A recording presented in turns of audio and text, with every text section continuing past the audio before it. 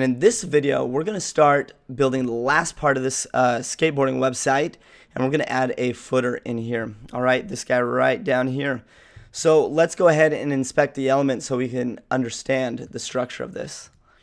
All right, and this footer is very, very simple. So we are going to, starting from the top here, we've got a class of footer on here, which simply just makes this a display of block, just something Bootstrap gives to us. And then we've got this BG inverse, all right, and that's what gives us the color. Remember at the top here, our nav bar, how we did a inverse color here, and it changed the color of the nav bar to this black. We're going to do the same thing to our footer at the same class, so the footer and the nav bar will match. And then check this out. We've actually built our own container inside of this, all right, and we put a container fluid so it spans the entire width. And the reason why we're adding a container to this is because a footer is kind of like an entity of its own, all right. You've got like the container where all the main content here is, and then you've got this footer, which is kind of, it's just different than the body. That's why we use one of the HTML semantics. We use the actual tag footer here, all right. And then inside of our container, we're obviously adding a row, and then we've got two columns here, all right. The first column is a width of 3, and then the second one is a width of 9, all right. And in the first column, we've just added an image, and in the second column, we've got some social icons here. These are called favicons, and we'll be learning about how to use those later. So let's start setting up this footer and get this thing built.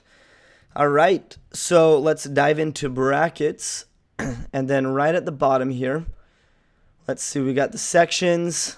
It's going to be right after the section light with the buttons here. It's going to be right after the last div tag here, okay? So go ahead and let's add that footer. All right, and then we're going to add a class to it, and we're going to give it a class of footer to keep it in a block element, and then we want to change the color, and this is a Bootstrap thing, and we can do BG inverse. All right, cool, and then go ahead and close that off. We'll open up the footer here, and remember, inside footers, we can put our own containers, all right, to help keep all the content together. So let's add a div class of container. And I'm going to use a fluid, all right, because remember, fluid containers expand the entire width of the viewport, whereas a traditional container centers content more in the middle, and then you have extra margin on the side. All right, so we're going to do a container here, and then we got to start off with our rows. So div class of row, and then we're going to add our columns here. So we're going to have two columns in this row. The first column is holding our image, and the second column is holding our social icons. All right, so we're going to create a div tag, and on a full width browser or on a mobile state, we want it to expand to the full width of the browser.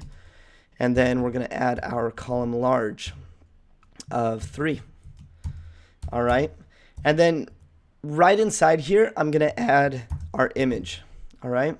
So we've got our image, and I'm going to put that class, that Bootstrap class of image fluid, so it's responsive, and then we're going to add a source to it, and I've already got an image here for us in the assets folder, and it is this KFS small. All right. Actually, it's not that one. We've used this one already. I apologize. It's going to be the light one right here, the KFS light. I chose a lighter PNG to work with our dark background, and I'm gonna just throw it in there. Now again, this image that I'm using, I have already sized appropriately to fit inside of my footer, so that the footer is the size that I want, so it has the height and everything. Before, this image was huge, and again, I just added that trick to it. I put a temporary class on it, so I literally went like this. I put size, and then over here I did a size, and then like added a width of like 50% or something. All right, and then I inspected the element to see what the actual dimensions of the image was.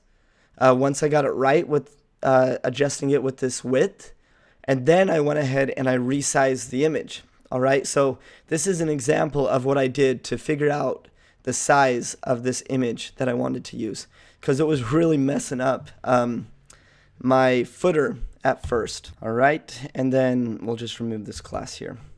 So simple example.